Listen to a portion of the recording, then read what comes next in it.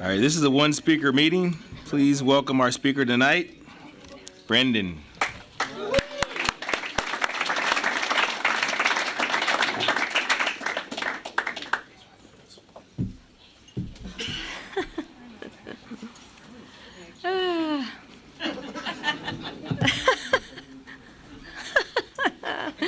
Woo, yeah. My name's Brendan, and I'm an alcoholic.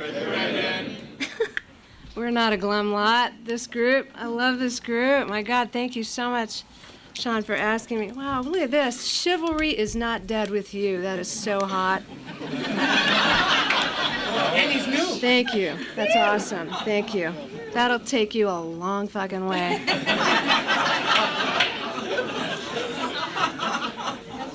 Oh, my God. Thank you so much. I was under the impression that this was going to be like a group of 8 people. I had no idea. I've never been in this meeting. And I arrived here, and I had a great day. My life is, thanks to you, my life is unbelievable. It's, Danielle, where are you? Honey, stay sober. It gets so cool, it's unimaginable. Stuff happens that you would never in your wildest ever imagine. And what really happens, or what happens in my life, is that things come up that would freak me out when I was getting loaded, that now I just like, wow, that's rad. Cool. Happy birthday. I'm from New York as well. And I've been cutting it back. I've been trying to cut back on the F word. Yeah, it's not, not working for me anymore, that F word. Along with Diet Coke. That's another thing that I've discovered in sobriety is I can't drink or eat the stuff that I used to at all. Because all of a sudden now I've got stomach pains from it all and like, ugh. So happy birthday to all the birthday people. Welcome to the Chip Takers. I can't tell you enough how grateful I am for my life. I wouldn't have a life without AA. I know that for a fact because I remember every day what it was like. And okay, so here's what it was like.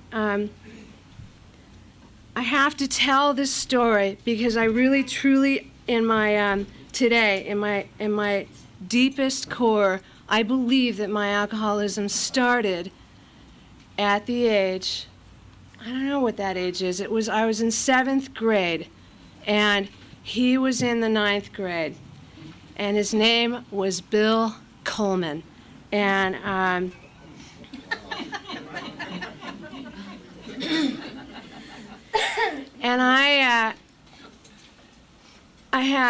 was overweight. I have really big hair. It's really a little bit tame tonight, but this is, kind of sort of half mass natural state. It's a hell of a lot bigger than what it is. And so I wore glasses. I had a lisp. I was dyslexic. And my best friends were Brenda, Babs, and Dawn. And Dawn and Brenda were retarded. And yeah, I love them too. They were awesome. And Babs was in a wheelchair. She's paraplegic. And they were my best friends growing up because I too thought I was retarded. I thought I knew there was something wrong, My mother's Sicilian, Puerto Rican, and my dad is English. You do the math with that. Something a little off.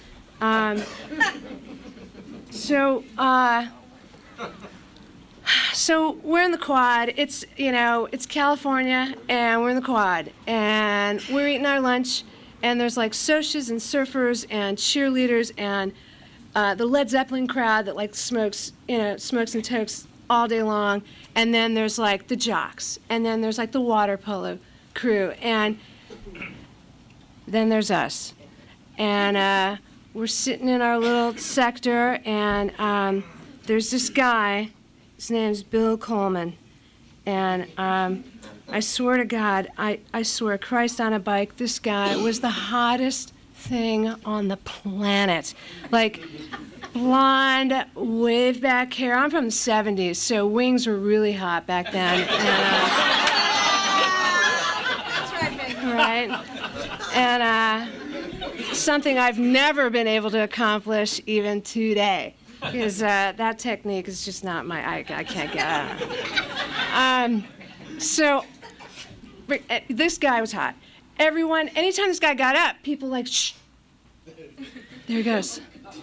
I'm not kidding you. He was so fucking hot. Like, everyone wanted him. So we're eating lunch, and all of a sudden he gets up and, everyone's looking. And I'm eating, and Brenda is sitting next to me, and she goes, "Bill's coming."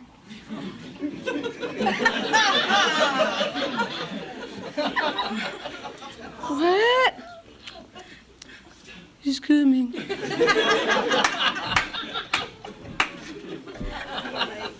I look up and he's standing right there at our table. And he's like so sweet. He smiled really big and he looked at me with those big fucking blue eyes. And he goes, "Brendan, will you come and have lunch with me?"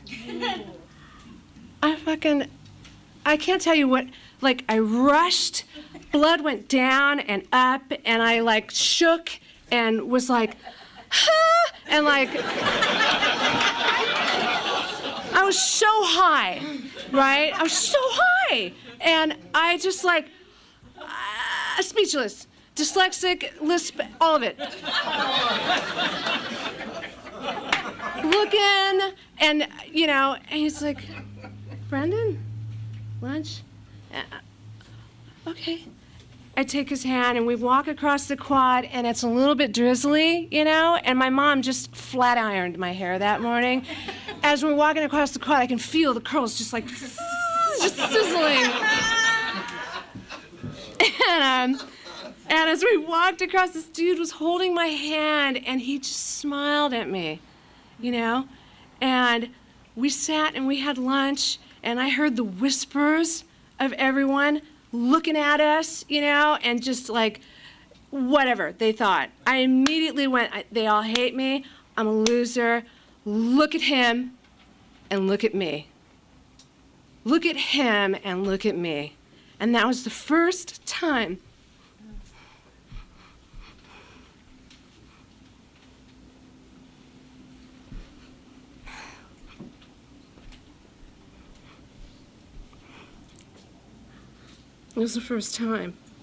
that I felt that,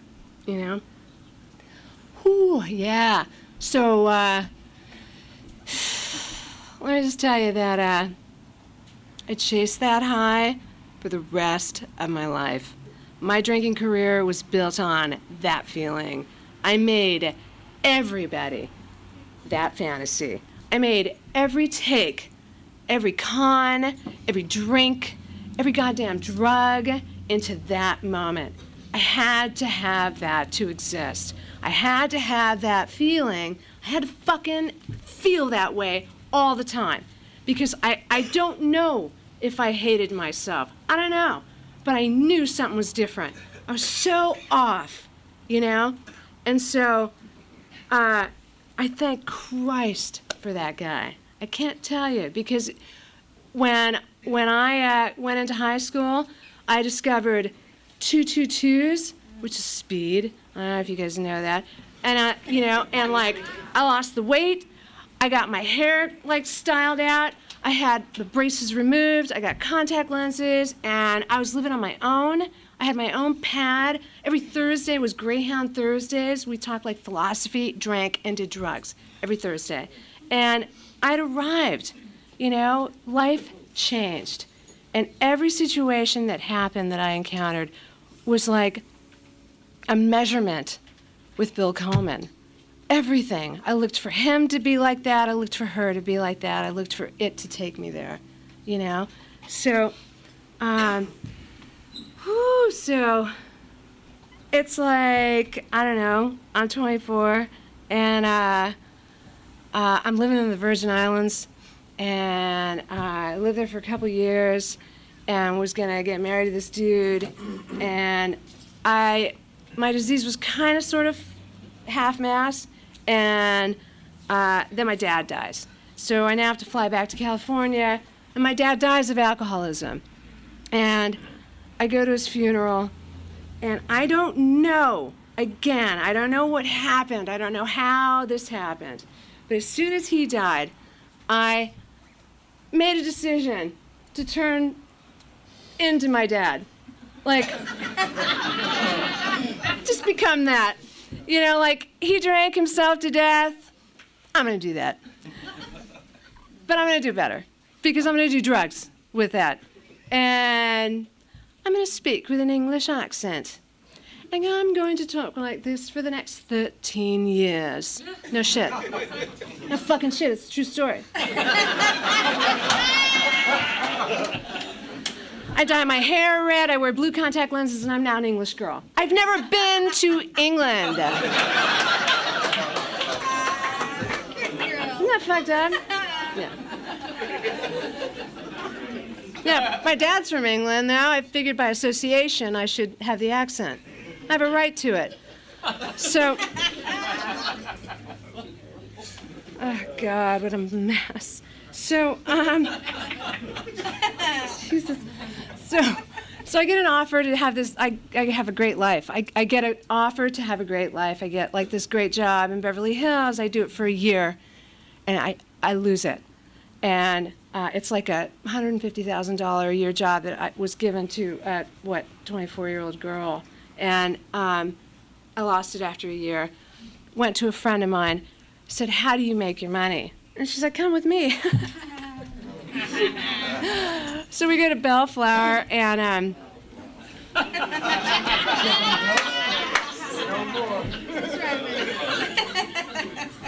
there where I become a topless dancer. Yeah. For the next, I don't know, 15 years, I think it was. I don't know. And so along with that comes all the great stuff. Like, what do you got? How much do you have? And it turned into what I thought was going to be manageable in the beginning was like, I could do a couple table dances, and that will be okay.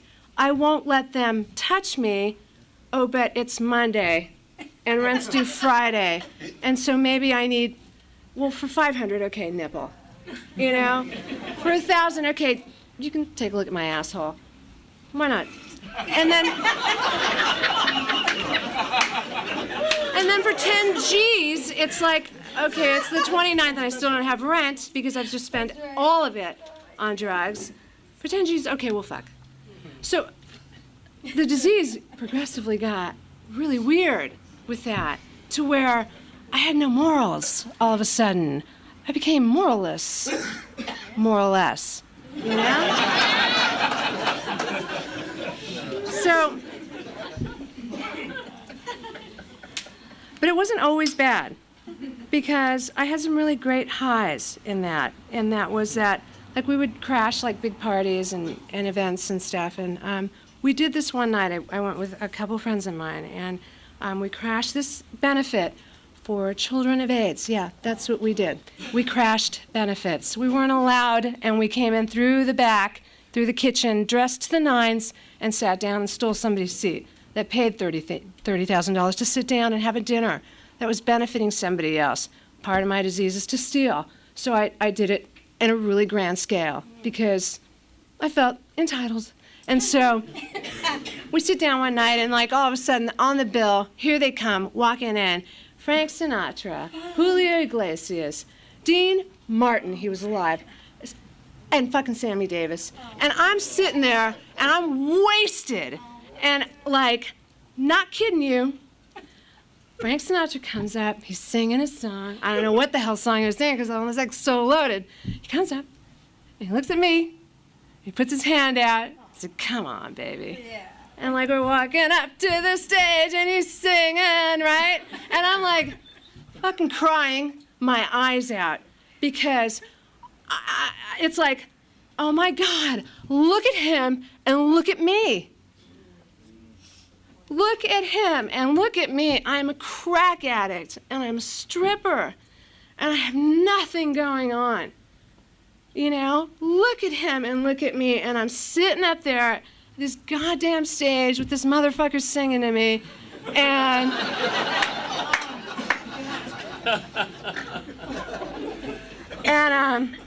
he stops the band and he goes, I haven't had a dish cry over me since Mia. Who's Mia? Came to. So, let's get it back down to, I gotta get sober here. So, the very last week of my using was like this. I weighed 85 pounds and wore a lot of black leather pants. Jim Morrison, it was an ode to him, and stayed in those things and never bathed. Was on a 15-year fucking crack run, and I hadn't slept in 7 days, which was not unusual. I would do that all the time for the 15 years that I discovered that crap. And I invited my drug dealer from Bellflower to come over and bring us a couple 8-balls, and we'll do this, and then I'm going to get sober. And he said, no, you're not. You always say that, and you're full of shit. And I'm like, no, really, we will. I am going to. You're out as soon as the stuff is done. And so he came, we did, and we ran out, and I got in my 75 Cadillac Coupe de Ville and drove downtown and scored at Bonnie Bray, there where I discovered wax in my hand, and I drove a little bit, saw it, got stuck sober, stopped the car in the middle of the road. I'm in like men's thermal underwear and a tank top. I pull out my 380 that I have in my glove box. I get out of the car, and now I'm blasting rounds in downtown, looking for this Jose motherfucker to come out of the bushes to give me my shit, because I need it now, and I'm in pain. And so nobody comes out of the bushes. I'm a little bit pissed off. I throw the gun back in the car, and I drive up, score, and then I stop at my favorite vacant parking lot because I can't make it another minute without another hit.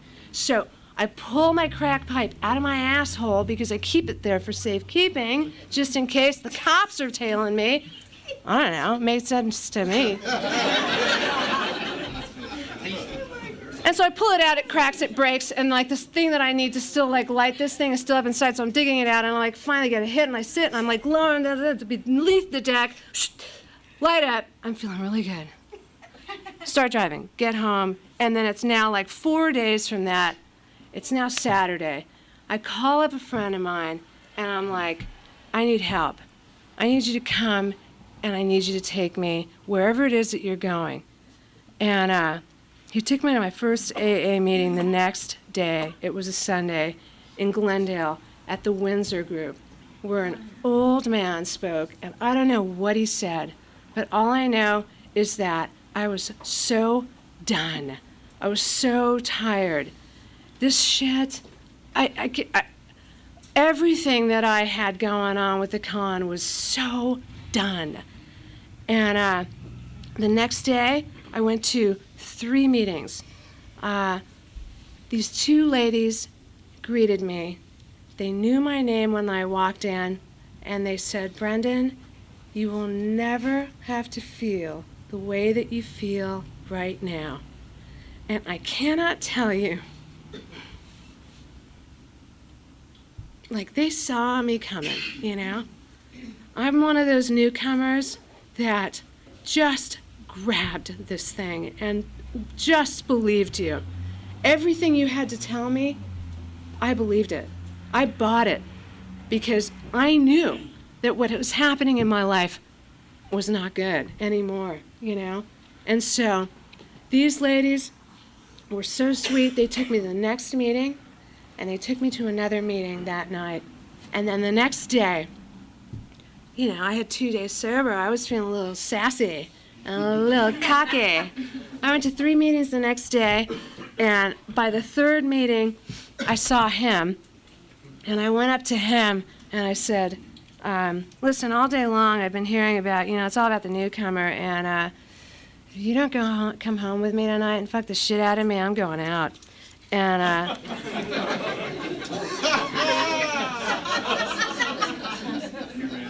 he said, I'll be of service.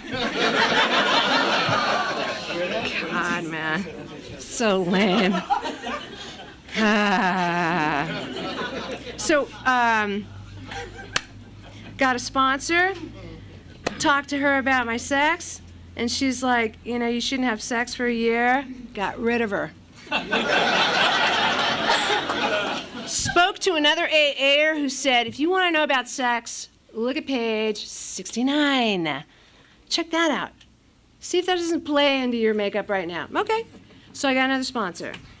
And, I'm really glad that happened because that sponsor took me through the steps as they're designed in the Big Book.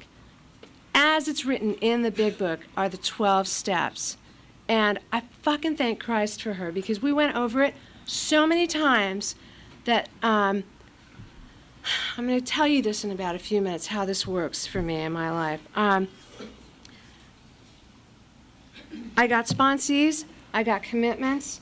I had been going to, literally in my first year of sobriety, I went to 3 meetings a day because I had a gambling habit that was able to facilitate my not having to work. I couldn't even imagine working my first year. Like, I couldn't fathom that. So I had this great bookie and a great gambling habit that got me through the first year. I didn't have to worry about money. And my second year, actually, I'm going to tell you this.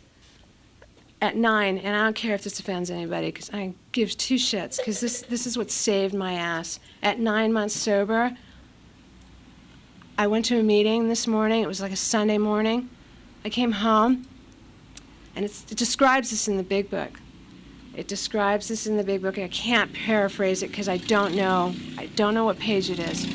But I took a nap, and I woke up. I looked next to me, and God was laying next to me. I freaked out. Like, I just kept looking, and I kept rubbing, and I'm like, what the fuck? Am I still hallucinating? Is this like gonna be like for the rest of my life? I called, it says it in the Big Book too. I think it's in Bill's story. I don't know. Called somebody in AA, explained what was happening, and that person said to me, welcome to AA. You get to take your God with you everywhere. You are so lucky that you have a visual. If that is what you need, this is what you get. And so I took my God everywhere, man. I would come to meetings, I'd be sitting on my God's lap, I'd go to fucking Starbucks. God would help me choose my cup, choose what I want. I gave everything to God, and I know that's weird, but you get to do this. If you read the Big Book, you'll understand what the hell I'm talking about.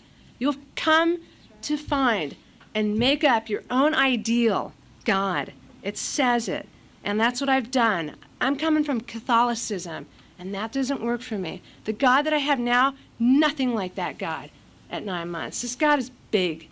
This God is everything that I've never imagined, Okay, so I now, 9 months, a year, 2, I have sponsees, I have commitments, 5 a week.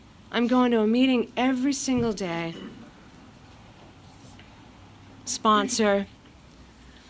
Made it through 3 dead boyfriends. They all committed suicide.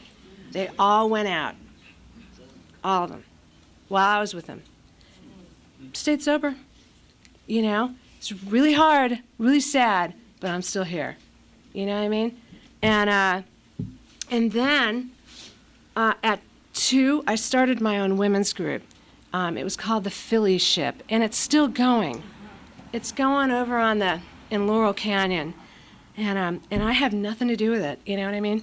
I don't go to it anymore, but I have nothing to do with it. It's so rad. So I got married.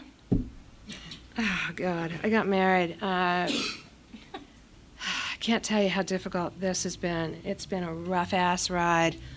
My husband is one of us, and he's having a really hard time of it. And this is where I'm at with the steps. I think this is a good segue, in fact. My husband and I have separated because of this disease, and I live on my own now, and he lives on his own. And what I've come to find is that the steps are written in the past tense. You have to have an experience in order for the steps to be working through you. Someone takes you through the steps to show you how the stuff works. So whenever I have a conversation, which I try to avoid because my days now, my life is so peaceful.